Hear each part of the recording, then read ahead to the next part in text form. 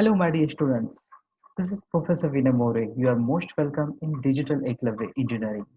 Guys, आज हम second module start कर रहे हैं, that is forecasting and planning techniques. Okay, जैसे कि हमने पहले डिस्कस किया था फर्स्ट वीडियो में. अगर आपने मेरा फर्स्ट वीडियो देखा होगा पीपीसी के ऊपर, तो वहां पे मैंने क्लियरली बोला इसका आइडियल वेटेज है 20 मार्क्स. सो समटाइम्स 12 मार्क्स का न्यूमेरिकल, 8 मार्क्स का थ्योरी. ओके, या तो फिर आइदर 10 मार्क्स का थ्योरी या तो फिर 10 मार्क्स का न्यूमेरिकल. सो ऐसा कॉम्बिनेशन है, बट इसका आइडियल वेटेज अराउंड 20 मार्क्स. तो न्यूमेरिकल्स की बात हम नेक्स्ट वीडियो में करेंगे. तो फिलहाल आज के वीडियो में सिर्फ फोकस करते हैं थ्योरी के ऊपर. Okay, so let's start. Guys, before starting this models, मैं आपके साथ एक एग्जांपल शेयर करना चाहता हूं, तो आपको बेटर तरीके से समझ में आएगा कि फोरकास्टिंग होता क्या है. Guys, suppose now you are decided to open your own shop. या तो फिर अपना एक बिजनेस स्टार्ट करना है, या तो फिर आपको एक शॉप चालू करना है, या तो फिर आपको एक कंपनी ओपन चालू करना है, न्यू स्टार्टअप शुरू करना है.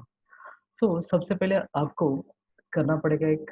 सबसे पहले क्या करोगे, जस्ट इमेजिन आपको अपना एक शॉप ओपन करना है, या तो फिर एक बिजनेस चलाना है, एक ऑफिस रन करना है. आपको क्या करोगे, सबसे पहले क्या करोगे? सबसे पहले मार्केट रिसर्च करोगे. ओके. मुझे जो पता है, मेरे पास जो नॉलेज है, मेरे पास जो एक्सपीरियंस है, सही में उसका रिक्वायरमेंट मार्केट में है या नहीं है. ओके.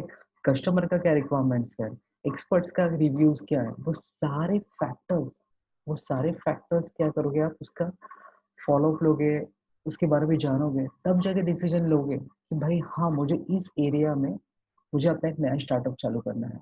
ओके, मेरे ये कस्टमर्स है और मेरी कस्टमर्स की रिक्वायरमेंट है. तो सबसे पहले आपने क्या किया, फोरकास्टिंग किया. ओके, सो फोरकास्टिंग होता क्या है? It is a method of planning the activities of process in advance based on present status of the process. Okay. आपने अभी तक ऑफिस या तो फिर आपका बिजनेस चालू नहीं किया. Okay, you are just doing a planning. आप प्लानिंग कर रहे हो. वही भी यहाँ पे it is a method of planning the activities of process in advance. आप पहले से प्लान कर रहे हो on the present status of the process. This is called forecasting. Got it? समझ में आया? इन एडवांस प्लानिंग को हम बोलेंगे forecasting. There are two models of forecasting. First is the qualitative model and second is the quantitative model. Okay. So qualitative model and quantitative model होता क्या है? Let's see. It is based on opinion and judgment of consumers or experts. Okay. Suppose आपने एक आपने एक new business open करने जा रहे हो, या तो फिर एक नया शॉप ओपन करने जा रहे हो. आपके पास उस फील्ड का उस फील्ड का एक्सपीरियंस नहीं है. You are new commerce. Okay, आप नए हो, आपके पास पुराना हिस्ट्री नहीं है उस बिजनेस को रन करने का, तो आपके पास पुराना स्टैटिस्टिकल डेटा अवेलेबल नहीं है. तो ऐसे सिचुएशन में आप क्या करोगे? ओके, वैसे सिचुएशन में आप कौन से मॉडल को फॉलो करोगे? That is a qualitative model. So it is based on opinion and judgement of consumers और एक्सपर्ट्स. तो यहाँ पे आप किसका जजमेंट, यहाँ पे किसके आप रिव्यूज लोगे? कस्टमर के, क्लाइंट के, और उस फील्ड के एक्सपर्ट्स के रिव्यूज लोगे. Okay, got it? क्योंकि आपके पास पुराना डेटा नहीं है, पुराना एक्सपीरियंस नहीं है, पुराना स्टैटिस्टिकल डेटा नहीं है. सो ऐसे सिचुएशन में आपको डिपेंड रहना पड़ेगा कस्टमर के रिव्यूज पे और एक्सपर्ट्स के रिव्यूज पे. It is a use when past data is not available. Okay, and it is applicable for intermediate और लॉन्ग रेंज डिसीजन. ओके, मतलब आप न्यू बिजनेस स्टार्ट करने जा रहे हो, तो आप शॉर्ट टर्म के लिए नहीं सोचोगे. आप intermediate term means 3 to 5 years, या तो फिर मोर देन 5 years आप लॉन्ग टर्म का सोचोगे. आप इंटरमीडिएट लेवल का सोचोगे, क्योंकि आपको बिजनेस को रन करना है, ना कि 1 साल तक चलाना है. Got it? It is divided into two methods. First is a Delphi method and second is a market research. Delphi method कब यूज होता है? It is depends upon a panel of expert review. Suppose मुझे एक business run करना है. Okay, उस उस product के कॉम्पिटिटर्स, या तो फिर उस प्रोडक्ट का नॉलेज होने वाले बंदे हैं, जो एक्सपर्ट लोग हैं, मैं उनका रिव्यूज दूंगा. सही में ये मेरा प्रोडक्ट मार्केट में चलेगा क्या? ओके, मेरा प्रोडक्ट का यूनिक फीचर्स क्या होने चाहिए, तब जाके ये कस्टमर को पसंद आएगा.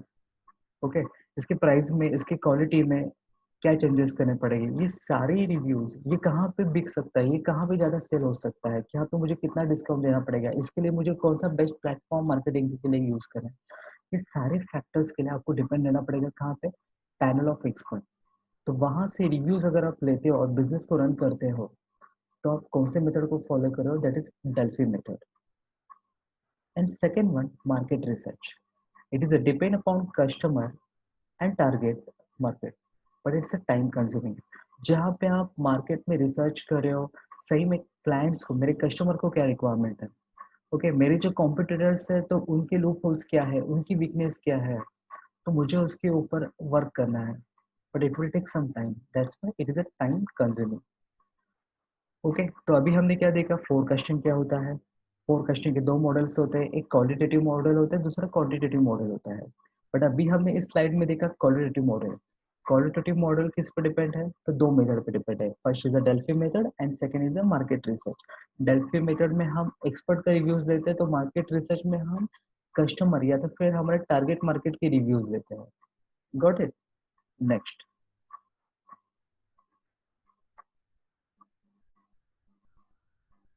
quantitative model. It is based on available past numerical statistical data. Okay, मतलब आप इस फील्ड में पिछले 2-3 साल से हो, मिनिमम 2 to 3 years से आप इस फील्ड में काम कर रहे हो, आपको पता है कि पुराने साल में क्या हुआ था, उसके पहले क्या हुआ था। सो आपको एक बेसिकली एक आइडिया है कि मतलब कौन सा सीजन होता है बेस्ट प्रोडक्ट को अगर मुझे लॉन्च करना है, तो आपको पुराना डेटा अवेलेबल है, आपको आपका मार्केट पता है, आपको आपके क्लाइंट्स के बारे में पता है, आपको सीजन में जो फ्लक्चुएशंस आते हैं डिमांड्स के बारे में सब कुछ आपको पता है। सो तभी आप फॉलो करोगे क्वांटिटेटिव मॉडल को। It is based on available past numerical statistical data. Okay, but ये कहाँ पे एप्लीकेबल होता है, it is a for short intermediate decision.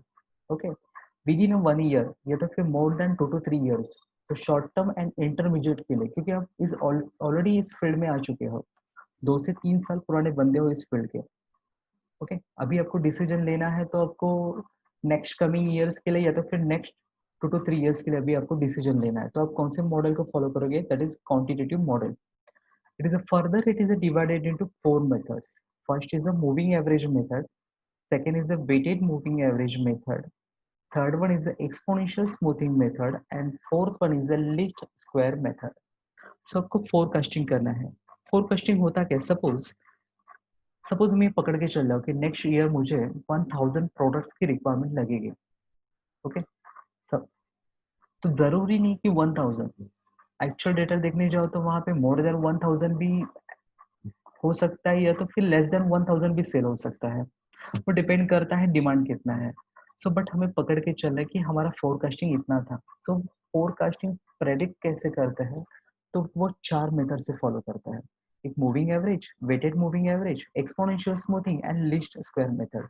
Guys इसी के ऊपर न्यूमेरिकल्स आते हैं, और यही जो न्यूमेरिकल्स काफी सिंपल न्यूमेरिकल्स है, जो हमें 10 मार्क्स के लिए इम्पोर्टेंट है। आप इसको एंजॉय करोगे सीरियसली। ओके, तो क्वालिटेटिव क्वांटिटेटिव दोनों मॉडल समझ में आ गए। So next, forecast error measures. तो यहाँ पे कुछ टर्म्स है, bias, mean absolute deviation, mean absolute percentage error, जिसको हम मैप एमएपी भी बोलेंगे, and fourth one is the mean square error, जिसको हम शॉर्ट फॉर्म में एमएसी बोलेंगे। गाइस ये definition nobody will ask you, ये आपको समझना है। ओके, सो सबसे पहले इसका फॉर्मूलाज देखते हैं। एरर, एरर क्या है, that is E T, T indicates time period T, so T को फिलहाल भूल जाओ। Error is equal to A minus F. A means actual demand and F means forecasted. Okay, forecast कितना किया था, सो एक्चुअल माइनस फोरकास्ट, तो आपको क्या मिलेगा, एरर। Got it. हमेशा हम यही काम करेंगे, हम एक्चुअल से हम फोरकास्ट को माइनस करेंगे। तो बायस होता क्या है, बेसिकली हमने उस एरर को हमने ई बोला, capital E for error, that is actual minus forecasting. So bias होता क्या है, summation of all the errors, summation of all the errors divided by n, n means number of period, may be वो 1 month हो सकता है, 2 months हो सकता है, या तो फिर 1 ईयर 2 ईयर। ओके, तो वो एन टाइम पीरियड को इंडिकेट करता है। Got it. तो अगर मैं सारे एरर्स का क्या करता हूँ, एडिशन करता हूँ, वो मे बी प्लस माइनस हो सकता है, डिवाइड बाय n करता हूँ, then I will get bias. What about MAD, mean average deviation is summation of error, mod of error. तो यहाँ पे हम जितने भी एरर, देखो एरर जो है समटाइम्स वो प्लस में हो सकते हैं, माइनस में हो सकते हैं, बट अगर मैं summation of modulus of error ले रहा हूँ तो मॉड्यूलस की वजह से सारे एरर्स क्या हो गए, पॉजिटिव हो गए, और सबका क्या होगा, एडिशन होगा because of this summation sign and divide by N. तो ये समझ में आ रहा है, ये अलग क्यों है, बायस अलग क्यों है, मैड अलग क्यों है, क्योंकि मैड में हम मॉड्यूलस ले रहे हैं।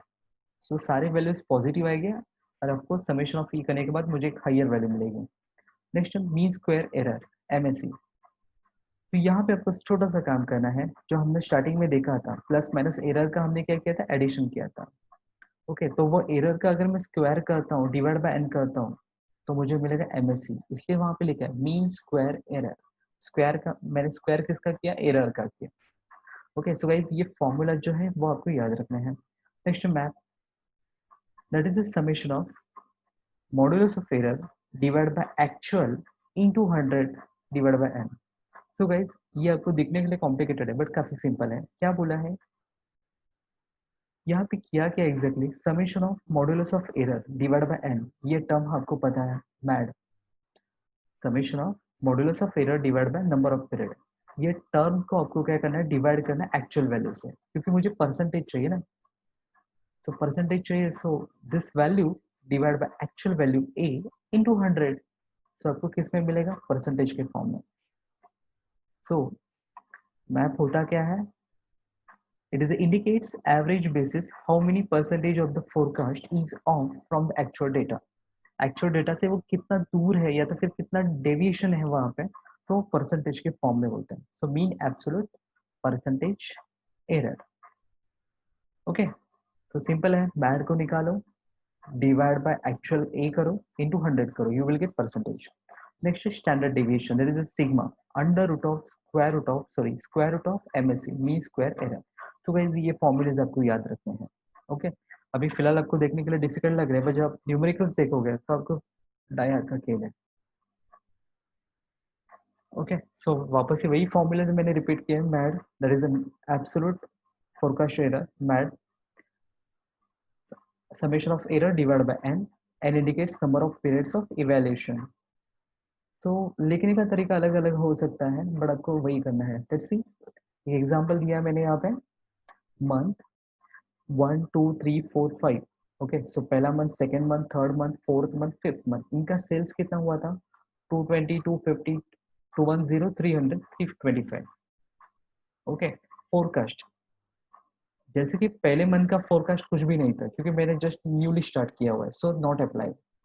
बट सेकेंड मंथ का फोरकास्ट था मेरा 255, थर्ड मंथ का फोरकास्ट था 205, फोर्थ का था 320 एंड फिफ्थ का था 315। ओके, तो ये डेटा आपको दिया जाएगा। अभी आपको क्या निकालना है, एरर निकालना है। ओके, तो फर्स्ट ईयर का फोरकास्ट था ही नहीं, तो वो यहाँ पे नील आएगा। सेकंड का देखो, मैंने फोरकास्ट किया था 255, बट एक्चुअल में सेल कितना हुआ, 250, तो डिफरेंस कितने का आया। हम क्या करते हैं, ओके, हम एक्चुअल माइनस फोरकास्ट करते हैं। ओके, सो 250 माइनस 255, तो यहाँ पे -5 आना चाहिए। ओके, बट यहाँ पे उन्होंने क्या कंसिडर किया, मॉडुलस। सो मॉडुलस कंसिडर किया तो all values will become positive. तो यहाँ का डिफरेंस कितना आएगा, 5 आएगा। यहाँ का डिफरेंस देखो, 210 माइनस 205 5 आएगा। 300 माइनस 320, या तो फिर 320 माइनस 300 करो, डिफरेंस तो 20 का ही आता है। ओके, क्योंकि मॉडुलस है। 325 माइनस 315, तो कितना डिफरेंस है, 10। तो सारे एरर का आपको क्या करना है, एडिशन करना है, क्योंकि मुझे क्या फाइंड आउट करना है, मीन एब्सोल्यूट डेविएशन। और मीन एब्सोल्यूट डेविएशन का फॉर्मूला क्या था, तो लेट्स सी, फॉर्मूला हमने देखा था मीन एब्सोल्यूट डेविएशन का, summation of all the modulus of errors. Okay, तो सारे एरर्स का हम क्या करेंगे, मॉडुलस लेंगे, उनका एडिशन करेंगे, divide by n, number of time period. Okay, so सारे एरर्स को मैंने 5 + 5 10, 10 + 20 30, 30 + 10 40। सो मुझे सारे एरर्स का मॉडुलस मिल गया 40, divide by number of time period कितना है, 5, sorry number of time period, forecasting first year का हम नहीं काउंट करेंगे, क्योंकि उसका हमने कंसिडर नहीं किया था। वैल्यूज कितने 1 2 3 4, so divide by 4 is equal to 10। Note that by itself the math only let us know the mean error in a set of forecast। Okay, सिर्फ मीन एरर को हम कंसिडर करेंगे। ओके, सो यहाँ पे प्लस माइनस का सवाल ही नहीं उठता क्योंकि हम मॉड्यूल्स को कंसिडर करें। Got it. So next example. Okay, this is second example जहाँ पे टाइम पीरियड देखो कितने हैं, 1 2 3 4 5 6 7 8 9 10, और यहाँ पे सेल्स का वैल्यू दिया हुआ है। ओके, 1600 2200 ब्ला ब्ला ब्ला, फोरकास्टिंग भी दिया हुआ है। ओके, सो ये जो टेबल है पीरियड, सेल्स एंड फोरकास्ट, ये आपको गिवन रहेगा। बाकी जो E modulus of E square modulus of E divide by A, ये आपको निकालना है। तो अगर सपोज मुझे पूछा कि फाइंड बायस, ऐसे टाइप के क्वेश्चन है ना, क्वेश्चन नंबर 1 में आ सकते हैं। ओके, क्वेश्चन नंबर 1 में जिसका वेटेज अराउंड रहेगा 4 to 5 मार्क्स टाइम पास के लिए। तो यहाँ पे एरर देखो। तो गाइज हम क्या करते हैं, एरर कहाँ से मेजर करते हैं, एरर का फॉर्मूला क्या है, actual minus forecast. So 1600 minus 1650, you will get -50। Okay, actual minus theoretical, sorry actual minus forecast, 2200 minus 2010, आपको कितना मिलेगा डिफरेंस, 190। सो ऐसे करते हुए आपको एरर निकालना है। समटाइम्स वो पॉजिटिव में रहेगा, समटाइम्स वो निगेटिव में रहेगा। सो ऐसे करके मैंने सारा एरर फाइंड आउट कर लिया।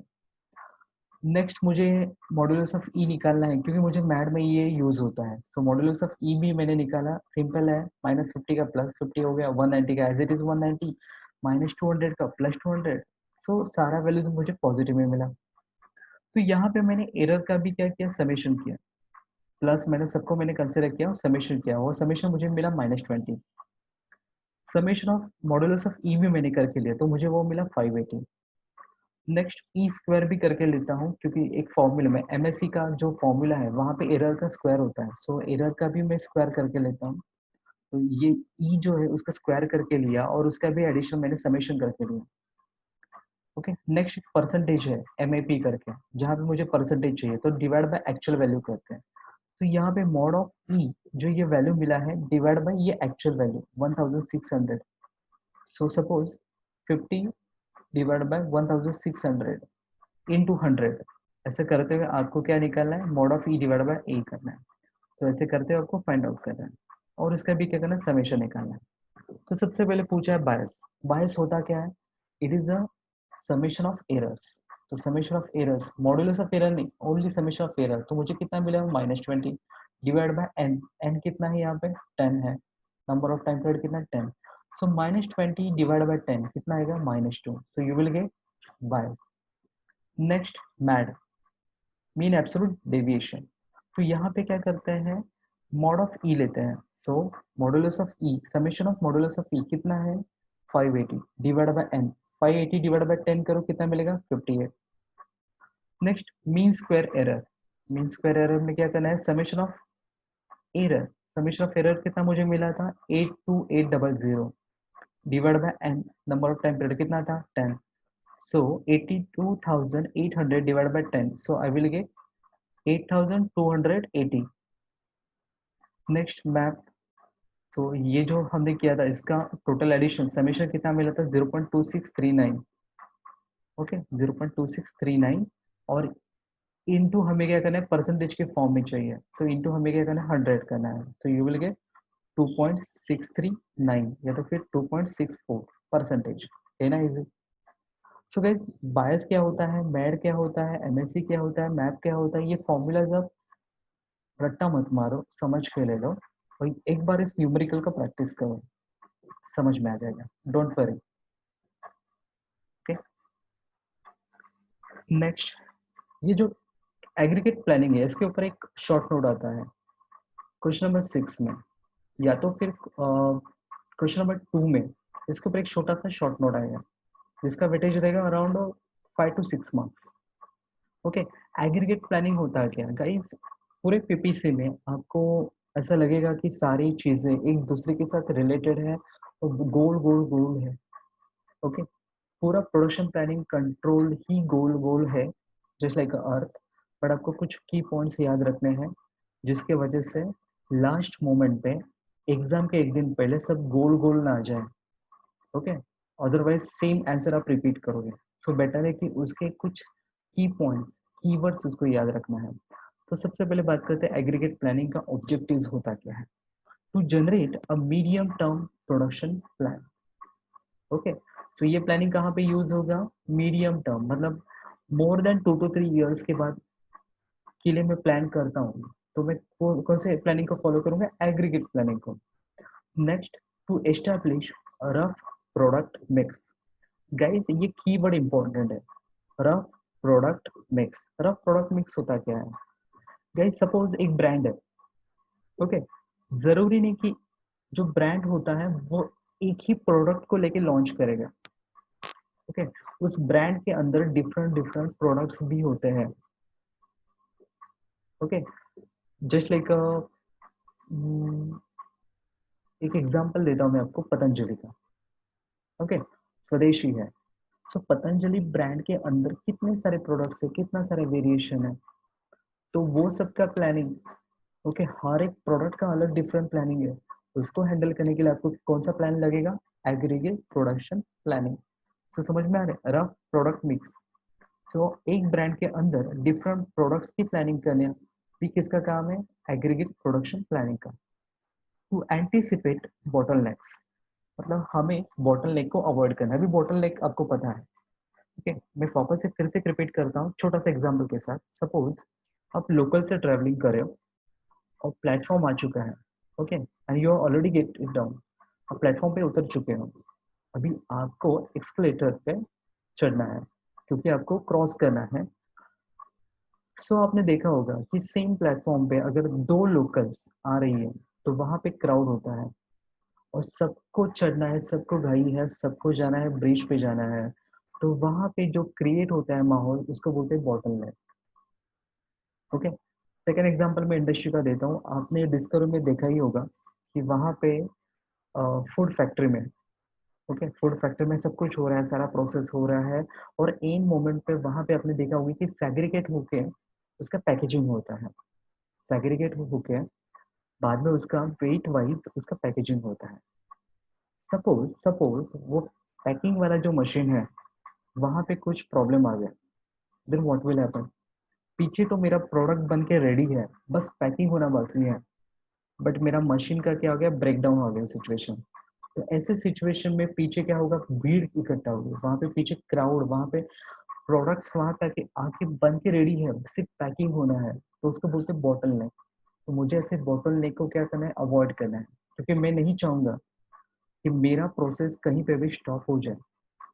ओके, या तो फिर सब कुछ रेडी है और सिर्फ because of one machine, because of some errors, मेरा पूरा प्रोडक्शन क्या हो गया? ठप हो गया। मुझे ऐसे सिचुएशन को क्या करना है? अवॉइड करना है। So to anticipate bottlenecks. Next है to align capacity and workforce plans. Okay, so आपकी कैपेसिटी भी आइडेंटिफाई करना है, उसके अकॉर्डिंगली आपके वर्कफोर्स, आपका जो लेबर है उनके लिए प्लानिंग करनी है। वो सारी चीजें कहाँ पे आती है? एग्रीगेट प्रोडक्शन प्लानिंग में आती है। It is usually done for next 2 to 12 months। Okay, मतलब 2 to 12 months के लिए अगर मैं प्रोडक्ट प्लानिंग करूंगा तो वो किस में आएगा? एग्रीगेट प्रोडक्शन प्लानिंग में आएगा। Demand changes over a period of time at a faster rate than the resources. Okay, demand क्या होती है? फास्टर रेट से चेंज होती है with respect to time, season wise वो चेंज हो गए। Aggregate planning offers a strategy to absorb these fluctuations. Okay, so इसका बेनिफिट क्या हमें कहाँ पे होता है? हम ऐसे स्ट्रेटेजी डिजाइन करते हैं जहाँ पे ये फ्लक्चुएशन है, समटाइम्स डिमांड काफी हाई होगी, समटाइम्स डिमांड काफी लो होगी, तो ऐसे सिचुएशन में अपना जो प्लानिंग में है इतना फ्लक्चुएशन, सॉरी इतनी फ्लेक्सिबिलिटी होनी चाहिए कि उसके अकॉर्डिंगली हम क्या कर सकते हैं? प्लान आउट कर सकते हैं। तो ये बेनिफिट किसका है? एग्रीगेट प्लानिंग का है। गॉट इट गाइज, ये सब कुछ पता ही होता है, आपको भी पता है, सिर्फ आपको क्या करना है? इसको पॉइंट वाइज लिखना है। कीवर्ड्स को याद रखो, जैसे कि rough product mix, medium term, bottle neck, capacity planning, 2 to 12 month, ये आप, ओके, एब्जॉर्ब द फ्लक्चुएशन, ये आपके लिए कीवर्ड्स हैं। फिर इसके ऊपर आपको क्या करना है? सेंटेंस बनाना है। Got it. Next, guidelines for the aggregate planning. Determine the demand for each period. Okay, सबसे पहले आपको क्या करना है, डिमांड को आइडेंटिफाई करना है for each period, season wise कितना डिमांड होगा उसको आइडेंटिफाई करना है। क्योंकि स्वेटर का डिमांड जो ठंडी के टाइम में ही होता है, छाते अम्ब्रेला का डिमांड वो सीजन वाइज बारिश के दिनों में ही होता है। सो आपको हर एक टाइम पीरियड का क्या करना है, डिमांड को आइडेंटिफाई करना है। Consider the company policies that may have impact. Okay, so जो भी प्लानिंग करोगे उसमें आपके कंपनी की पॉलिसीज क्या है, रूल्स के रूल्स क्या है, उसको भी ध्यान रखना है। Next, determine capacity for each period. Okay, हर एक पीरियड का आपको कैपेसिटी फाइंड आउट करना है, जैसे कि रेगुलर टाइम कितना है आपके कंपनी का, आपका वर्कर्स का ओवर टाइम कितना है लिमिटेड। सपोज यहाँ पे अगर कुछ शॉर्टेज चालू है, कुछ वहाँ पे स्ट्राइक चालू है, ओके, डिमांड काफ़ी हाई है, मुझे ओवर टाइम करवाना है बट मेरे पास इतने लेबर्स नहीं, तो ऐसे टाइम में आप कौन से सब कॉन्ट्रैक्टर की हेल्प लोगे। ओके, तो सब कॉन्ट्रैक्टिंग ये फैक्टर भी वहाँ पे इम्पोर्टेंट है। तो ये सारी चीज़ों को आपको क्या करना है, कंसिडर करना है, तो आपको पता चलेगा आपका कैपेसिटी कितना है। Got it. Next, identify back order और inventory amount. Guys, back order होता क्या है? ओके, बैक ऑर्डर, सपोज आपने देखा होगा अमेजोन पे आपको एक फलाना फलाना चीज़ आपको क्या करना है, परचेस करना है। सो आप अमेजोन पे जा रहे हो, आपने एक मोबाइल का एक ये देखा ब्रांड सेलेक्ट किया, उसका एक मॉडल सेलेक्ट किया, बट अनफॉर्चुनेटली वो वहाँ पे क्या है, out of stock. Okay, out of stock चल रहा है। तो अगर वो आउट ऑफ स्टॉक बता रहा है बट आपको तो वही मॉडल चाहिए था, तो ऐसे टाइम में अगर आपको एंगेज नहीं कर पाता है तो वो उसका लॉस है, उस कंपनी का लॉस है। जैसे कि मेरे कस्टमर तो रेडी है मेरा प्रोडक्ट खरीदने के लिए, बट मैं उसको बोल रहा हूँ out of stock. Okay, so वो क्या करेगा, it will purchase another model of another company. So मेरा क्लाइंट क्या हो गया, डाइवर्ट हो गया, जिसको मुझे अवॉइड करना है। तो बैक ऑर्डर मतलब मैं क्या करूंगा, बैक ऑर्डर मतलब मैं मेरा प्रोडक्ट जो है आउट ऑफ स्टॉक है but it will be available with in 2 to 3 days, या तो फिर शाम को इवनिंग को ही रेडी हो जाएगा। ओके, जैसे इवनिंग को या तो फिर with in next 2 to 3 days, या तो फिर इन फ्यूचर, बट जल्दी ही मेरे स्टॉक में आ जाएगा, ये मुझे पता है। सो मैं ऐसे सिचुएशन में क्या करूंगा, मेरे क्लाइंट को मैं डाइवर्ट नहीं होने दूंगा, मैं उसका ऑर्डर ले लूंगा। ओके, बट उसको बोलूंगा कि डिलीवरी लेट हो सकता है बट आपको मिलेगा जरूर। तो इस ऑर्डर को बोलते हैं बैक ऑर्डर। और इन्वेंट्री अमाउंट, या तो फिर सपोज आपके पास एक्स्ट्रा एक्सेस अवेलेबल है, तो आप क्या करोगे, उसको स्टोर करोगे, तो उसको बोलते हैं इन्वेंट्री। Got it. तो आपको वो बैक ऑर्डर भी देखना है, आपको इन्वेंट्री भी चेक करना है। Next, determine cost of operation. Okay, उस प्रोसेस के लिए कितना खर्चा आ रहा है वो भी आइडेंटिफाई करना है। Continue through time horizon to calculate total cost. Okay, so starting से लेके एंड तक, सो इसको बनाने के लिए कितना खर्चा आ रहा है, टोटल कॉस्ट भी आपको क्या करना है, कंसिडर करना है। Develop alternate plans and compute cost for each. Okay, suppose वहाँ पे कुछ इमरजेंसी आ गया, सपोज वहाँ पे कुछ ब्रेकडाउन आ गया, वहाँ पे कुछ स्ट्राइक हो गया वर्कर्स का, तो ऐसे सिचुएशन में, या तो फिर कुछ शॉर्टेज चालू है रॉ मटेरियल का, तो ऐसे सिचुएशन में आपके पास क्या होना चाहिए, अल्टरनेट प्लान होना चाहिए। अगर ऐसा कोई सिचुएशन रेज होता है तो उसका कॉस्ट कितना होगा, तो वो भी कंसिडर करना है। क्योंकि मैंने कस्टमर को प्रॉमिस किया है कि इतने ही अमाउंट में, मैंने ऑलरेडी उसको कोटेशन दे चुका हूँ, तो मुझे पता होना चाहिए कि उसके ऊपर नहीं जाना चाहिए, घाटे का सौदा नहीं करना है, हमें लॉस नहीं करना है कंपनी का। तो ये फैक्टर भी पकड़ के चलना है कि मैक्स टू मैक्स इतना कॉस्ट हो सकता है। Select the plan that meets the objectives. Okay, तो आपको कस्टमर को टाइम से डिलीवरी करनी है, क्वांटिटी और क्वालिटी में दोनों में भी क्या करना है, आपको कॉम्प्रोमाइज नहीं करना है। आपकी कंपनी के जो भी ऑब्जेक्टिव्स हैं, जो भी टारगेट है वो आपको अचीव करना है। तो तो इसके लिए किसका हेल्प होगा आपको, एग्रीगेट प्लानिंग का। ओके, तो यहाँ पे there are strategies in aggregate planning, there are two plans. First is a level plan and second is a chase plan.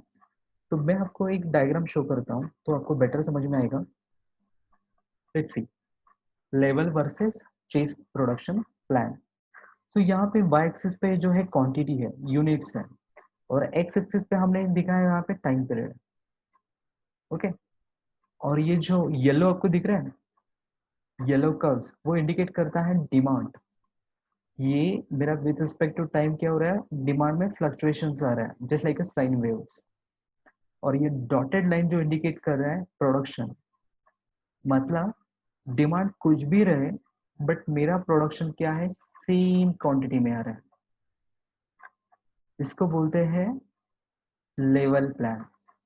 Level है। Second, chase plan.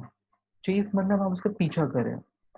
तो यहाँ पे आप देख रहे हो तो येलो लाइन, येलो कर्व जो है साइन वेव्स, वो इंडिकेट करता है डिमांड। और ये जो डॉटेड वाला है वो इंडिकेट करता है प्रोडक्शन प्लान। देखो यहाँ पे डिमांड कुछ भी हो बट मेरा प्रोडक्शन क्या है, कांस्टेंट है। और यहाँ पे मेरा जो प्रोडक्शन है वो डिमांड के अकॉर्डिंगली वो क्या होता है, एडजस्ट होता है। तो उसका एडवांटेजेस क्या है, तो पहला जो लेवल है, लेवल प्लान का एडवांटेजेस क्या है, it is a stable output rate and workforce. So आपको पता है कि मार्केट में क्या कुछ भी सिचुएशन हो बट मेरा प्रोडक्शन रेट इतना ही रहेगा, मुझे इतना ही लेबर लगेंगे, मुझे इतना ही रॉ मटेरियल लगेगा। ओके, तो यहाँ पे सब कुछ स्टेबल है। बट डिसएडवांटेजेस क्या है, तो यहाँ पे ग्रेटर द इन्वेंट्री कॉस्ट। तो गाइस सपोज यहाँ पे डिमांड क्या है, लेस है, जैसे कि फर्स्ट कर्व देख रहे हो, स्टार्टिंग फेज, यहाँ पे डिमांड क्या है, लेस है, बट मेरा प्रोडक्शन क्या है, हाई है। तो यहाँ पे जो आपने एक्स्ट्रा प्रोडक्शन किया है वो स्टोर करके रखना पड़ेगा कहाँ पे, इन्वेंट्री में। तो ग्रेटर द इन्वेंट्री कॉस्ट, सो उसको स्टोरेज, उसको स्टोर करना है, उसके ऊपर प्रोसेस करना है, तो वहां पे कॉस्ट इंक्रीज होगा। Second, increase the over time and idle time. Okay, suppose यहाँ पे देखो, सेकेंड सेकेंड हाफ में क्या हो रहा है, demand is very much greater than production rate. Production से ज्यादा क्या है, डिमांड है। तो ऐसे टाइम में मुझे क्या करना पड़ेगा, ओवर टाइम करवाना पड़ेगा लेबर से। बस फर्स्ट फेज में देखते हैं तो वहां पे मेरा प्रोडक्शन काफी हाई है बट डिमांड काफी कम है। तो ऐसे टाइम में मेरा लेबर क्या रहेगा, बैठ के रहेगा, आइडियल रहेगा। तो जिसके वजह से मेरा आइडल टाइम इंक्रीज होगा, मेरा मशीन का आइडल टाइम क्या होगा, इंक्रीज होगा। मेरे लेबर का आइडल टाइम मतलब बिना कुछ काम कुछ भी नहीं है, क्योंकि ऑलरेडी जो बनाया हुआ है वो स्टोर हो चुका है, इन्वेंट्री में है। तो ऑलरेडी और क्या बना है। तो ऐसे सिचुएशन में मेरे लेबर्स का, मशीन का आइडल टाइम इंक्रीज होगा। और जब डिमांड हाई रहेगा तो मुझे ऊपर से उसको एक्स्ट्रा पैसा देके मेरे लेबर से मुझे ओवर टाइम करवाना पड़ेगा। तो इसमें मेरा क्या हुआ, लॉस होगा। Third one, resources utilization vary occur time. Okay, यहाँ पे आपके जो रिसोर्सेस है, आपके मैन, लेबर, मनी, इसका प्रॉपरली क्या हो रहा है, यूटिलाइजेशन नहीं हो रहा है। यहाँ पे क्या हो रहा है, फ्लक्चुएशन हो रहे हैं। ओके, तो resources utilization vary over a time. But इसके अपोजिट में क्या है, चेस प्लान। इसका फायदा क्या है, investment in inventory is low. यहाँ पे आप किसको फॉलो कर रहे हो, डिमांड को फॉलो कर रहे हो। तो यहाँ पे ना तो आप कुछ एक्स्ट्रा बना रहे हो, ना तो कुछ एक्स्ट्रा कम पड़ रहा है। तो यहाँ पे इन्वेस्टमेंट इन इन्वेंटरी क्या है, लो है, आपको कुछ स्टोर करना ही नहीं है। Labour utilization is high. Okay, यहाँ पे आपका जो लेबर है, यहाँ पे जो आपकी जो मशीन्स है, वो कभी आइडल नहीं रहेगी। वो हमेशा क्या रहेगी, एंगेज रहेगी, बिजी रहेगी, क्योंकि आपको क्या करना है, डिमांड को फुलफिल करना है। तो labour and machine utilization will be high. Disadvantages क्या है, the cost of adjusting output rates और वर्क फ्लोज लेवल्स। तो यहाँ पे आपको डिमांड को कंटिन्यूस फॉलो करना है, कंटिन्यूस फुलफिल करना है। तो आपको समटाइम्स कम लेबर, कम मशीन से भी काम चलेगा, तो समटाइम्स आपको एक्स्ट्रा लेबर्स और एक्स्ट्रा मशीन्स आपको क्या करना है, यूटिलाइज करना होगा, इम्प्लीमेंट करना होगा, क्योंकि आपको डिमांड को फुलफिल करना है। तो ऐसे सिचुएशन में आपके ऊपर एक हमेशा प्रेशर कंटिन्यूस रहेगा कि आपको कभी लेबर्स कम लगेंगे तो कभी लेबर्स एक्स्ट्रा लगेंगे, कभी मशीन्स कम लगेगा तो कभी मशीन्स आपको एक्स्ट्रा लगेंगे। सब समटाइम्स आपको कभी रॉ मटेरियल की जरूरत कम लगेगी तो कभी रॉ मटेरियल आपको एक्स्ट्रा लगेगा। तो कंटिन्यूस आपको यहाँ पे क्या रहना है, एक्टिव रहना है। ओके, लेबर्स कम पड़ता है तो सब कॉन्ट्रैक्टर की हेल्प लेना है, मशीन्स कम पड़ता है तो आपको कुछ टैप्स करने हैं। रॉ मटेरियल के लिए आपको वहाँ पे कंटिन्यूसली आपको एक्टिव रह के उसको परचेस करना है। सो यहाँ पे मैं अपने देसी लैंग्वेज में बोलूंगा कि आपको यहाँ पे होलसेल के रेट में आप कुछ खरीद नहीं सकते। तो वहां पे जैसे कि हम कुछ होलसेल में खरीदते तो उसका एक बेनिफिट होता है। तो यहाँ पे आप उतना ही ले रहे हो जितना आपको देना है, तो यहाँ पे आप कुछ होलसेल में नहीं लोगे तो यहाँ पे आपको कुछ बेनिफिट भी नहीं होगा। Got it. तो लेवल प्लान के अपने डिसएडवांटेजेस है, तो परचेज प्लान के अपने डिसएडवांटेजेस हैं। तो अभी आते हैं पहले की स्लाइड पे। Level plan use a constant workforce and produce similar quantities each time period. Similar quantity for each time period. Use inventories and back orders to absorb the demand peaks and valleys. Okay मतलब extra बन गया तो inventory में और कभी कम पड़ गया तो बैक ऑर्डर। सो ऐसा करके आप क्या करोगे, एब्जॉर्ब करोगे डिमांड्स के फ्लक्चुएशन को। Chase plan minimize the finish goods inventories by trying to keep the pace with the demand fluctuation. यहाँ पे आप क्या करोगे, इन्वेंट्रीज काफी कम मेंटेन करोगे और आप कंटिन्यूस क्या करोगे, डिमांड की फ्लक्चुएशन को फॉलो करोगे। गॉट इट, है ना इजी। सो इसके ऊपर शॉर्ट नोट आता है। आई होप आपको ये समझ में आया होगा। तो गाइज प्लीज बाहट मत करो, कुछ कीवर्ड्स को याद रखो। Rough product mix, bottle next, okay, align capacity 2 to 12 months, fluctuation आता है, कंपनी का पॉलिसीज है, बैक ऑर्डर है, कॉस्ट ऑफ ऑपरेशन है, ओके, अल्टरनेट प्लान्स है, फिर उसके दो प्लान्स है, लेवल प्लान, ट्रेस प्लान। ये डायग्राम सब बस इतना सिर्फ याद रखो, ये कीवर्ड्स याद रखो, बाकी फेंकना तो मुझसे भी बेटर आपको आता है। आई होप ये आपको समझ में आया होगा। नेक्स्ट एक छोटा सा कैपेसिटी प्लानिंग, नाम में ही है कैपेसिटी प्लानिंग, आपको कैपेसिटी का क्या करना है, प्लान करना है। So let's see, capacity planning is a process of determining the production capacity needed by the organization to meet changing demands for its products. Okay तो यहाँ पे क्या करना है, डिटरमाइन करना है किसको, प्रोडक्शन कैपेसिटी को। क्यों डिटरमाइन करना है, to meet the changing demands for its product. Okay so अभी आपको क्या करना है, या कैपेसिटी प्लानिंग में आपको आइडेंटिफाई करना है, आपको डिटरमाइन करना है आपकी कैपेसिटी कितनी है। अगर मुझे मार्केट के डिमांड्स के फ्लक्चुएशन को अगर मुझे फॉलो करना है तो मुझे मेरी कैपेसिटी पता होनी चाहिए।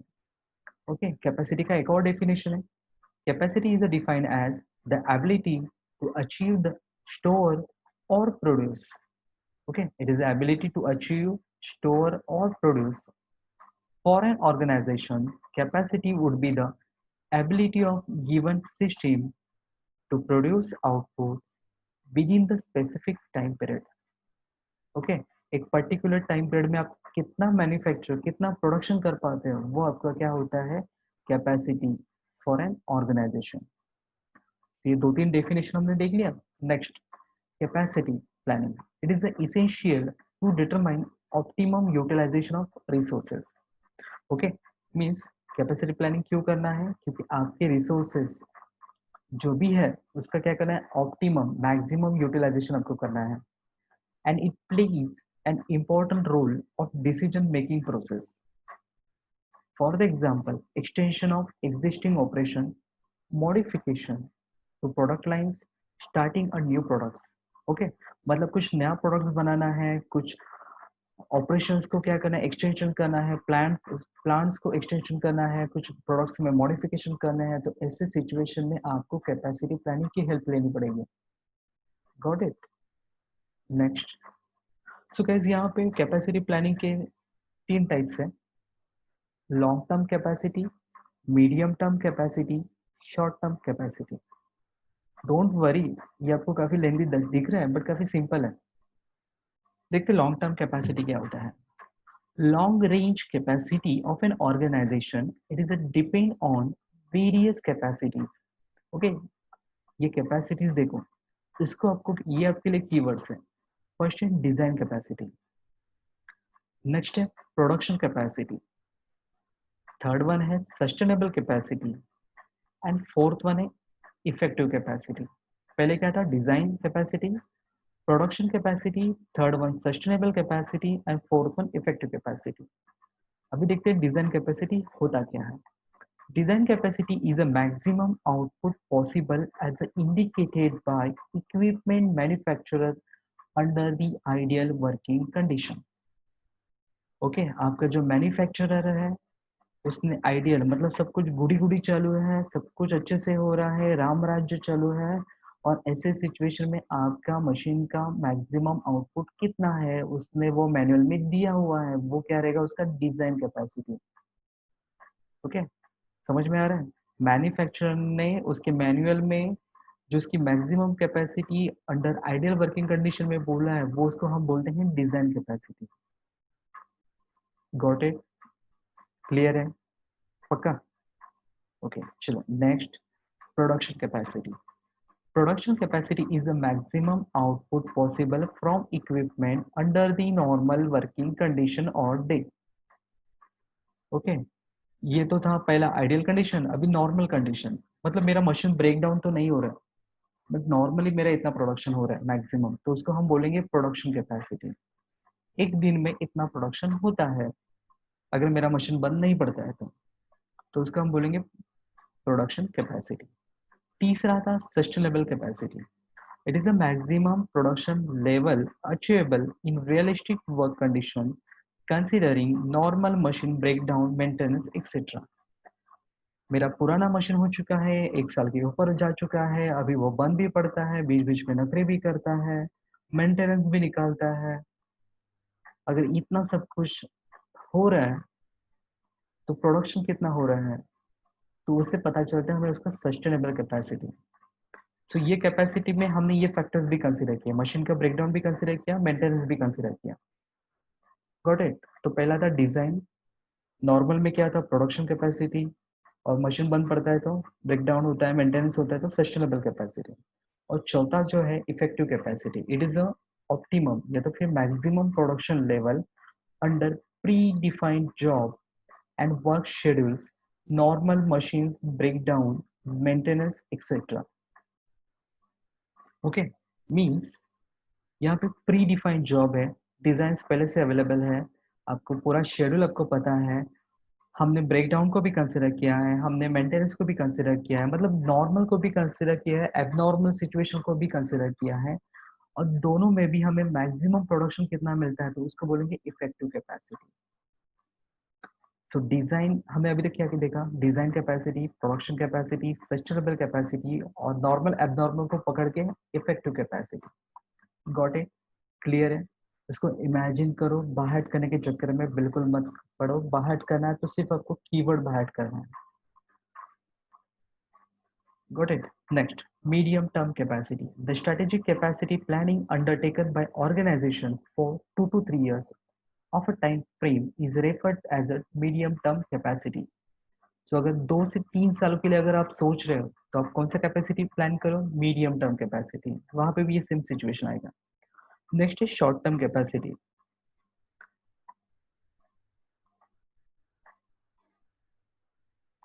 Okay, short-term capacity, the strategic planning undertaken by organization for daily, weekly, quarterly time frame is referred to as short-term capacity planning. जहाँ पे आप डेली या तो फिर वीकली या तो फिर मंथली या तो फिर क्वार्टरली आप अगर प्लानिंग करते हो तो वो किस में काउंट होगा, शॉर्ट टर्म कैपेसिटी में। आई होप आपको ये समझ में आया होगा। ओके चलो लास्ट,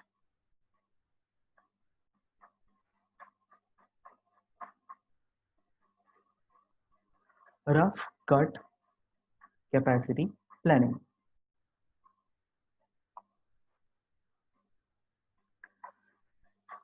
गाइस इसके ऊपर एक हर 2 to 3 एग्जाम्स के बाद इसके ऊपर एक शॉर्ट नोट आता है, इसलिए मैंने इसके ऊपर फोकस किया है, rough cut capacity planning. Okay मतलब यहाँ पे 60-70% पार्ट पकड़ के चलो कैपेसिटी प्लानिंग का, बस उसका एक थोड़ा सा एक्सटेंशन पार्ट है रफ कट, जिसको हम आरसीसीपी भी बोलते हैं।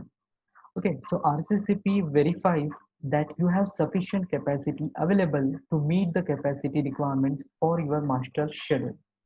ओके सो आपने जो प्लानिंग किया है, जो शेड्यूल है, तो आपको ये चेक करेगा, रफ कट कैपेसिटी प्लानिंग उसको वेरीफाई करेगा कि सही में आपके पास सफिशिएंट कैपेसिटी अवेलेबल है क्या। अगर आपने जो शेड्यूल बनाया उसको फॉलो कर रहे हैं तो आपके पास सही में उतनी कैपेसिटी सफिशिएंट है क्या, वो चेक करेगा कौन, rough cut capacity planning. It is a long term plan capacity planning tool that marketing and production use to balance the required and available capacity. Okay so ये क्या करेगा, बैलेंस करेगा, किसके बीच में बैलेंस करेगा, एक मेरी रिक्वायर्ड कैपेसिटी मतलब इतनी होनी चाहिए बट मेरे पास इतना ही है, तो रिक्वायर्ड और अवेलेबल इन दो कैपेसिटी के बीच में प्लानिंग कौन करेगा, सॉरी बैलेंस कौन करेगा, RCCP. And to negotiate changes to master production schedule or available capacity. Okay मतलब ये चेंजेस करने का अथॉरिटी किसके पास है, रफ कट कैपेसिटी प्लानिंग में। मतलब वो सबसे पहले वेरीफाई करेगा, उसके बाद वो बैलेंस करेगा, फिर अगर जरूरत पड़ी तो वो निगोशिएट करेगा आपके मास्टर प्रोडक्शन शेड्यूल के साथ। You can change your master production schedule, तो वो कैसे चेंज होगा, by changing the dates and increasing or decreasing master production schedule quantities. या तो फिर वो क्वांटिटीज में चेंजेस करेगा आपके कैपेसिटी के अकॉर्डिंगली, या तो फिर डेट्स में कुछ चेंजेस करेगा। Got it. You can change your available capacity by adding or removing shifts.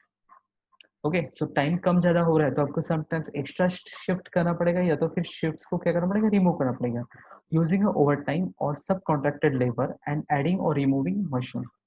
मतलब मशीन्स कभी कम ज्यादा होगा, कभी शिफ्ट्स इंक्रीज हो गए तो वो डिक्रीज हो गए, कभी ओवर टाइम करना पड़ेगा, तो ये सारी चीजें को कौन हैंडल करता है, रफ कट कैपेसिटी प्लानिंग।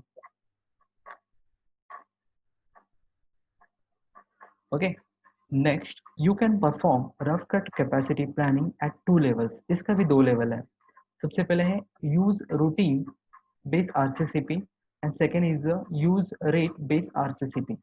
तो रूटीन, ओके सो रूटीन कब होता है, when your capacity, resources, required available capacity are stated in terms of hours per week per resources. Okay, so अगर आपका capacity in terms of hours per week per resources अगर ऐसे mention हुआ तो उसको क्या वो लेवल रहेगा, रूटीन बेस्ड आरसीसीपी। सेकेंड है use rate based आरसीसीपी।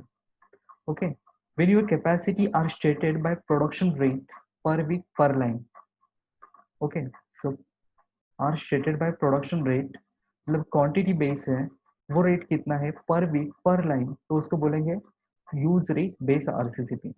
So guys हमने अभी तक क्या क्या देखा, फोरकास्टिंग क्या है, फोरकास्टिंग के टर्म जो थे मैथ थे, मैड था, बायस था, एमएससी था, ये टर्म्स को हमने देखा अभी तक।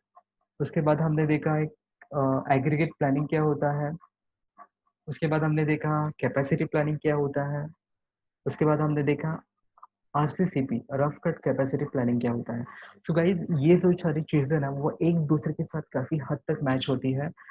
आई नो यहाँ पे कंफ्यूजन होगा, बट अभी इस वीडियो के साथ अब आपको एक काम करना है, आपके हाथ में एक पेन होना चाहिए, तो जो मैंने कीवर्ड्स को मैंने जो हाईलाइट किया है, ओके वो कीवर्ड्स को नोट डाउन कर लो, इतना छोटा सा काम कर लो। एग्जाम के टाइम में सिर्फ आपको कीवर्ड्स को पढ़ना है, कीवर्ड्स को बाहर करना है, बाकी सेंटेंस मेरे से बेटर आप बनाओगे। ओके क्योंकि आप एक्सपर्ट हो इस फील्ड के। फेंकना आपको बहुत अच्छे से आता है आई नो, बट जो भी फेंकोगे वो कीवर्ड्स के साथ, कीवर्ड्स को हाईलाइट करोगे, पॉइंट्स वाइज लिखोगे, ग्राफ या तो फिर डायग्राम को प्लॉट करोगे, आपका फाइनल ईयर का सब्जेक्ट है, आपको स्कोर करना है। आई होप गाइज आज का ये आपको सेशन आपको समझ में आया होगा। ओके थियरी आपको बाहर नहीं करनी है, समझ के लेनी है। और जो नेक्स्ट सेशन है क्वांटिटेटिव मेथड्स उसको हम देखेंगे। Okay so let's have a nice day, take care, good bye.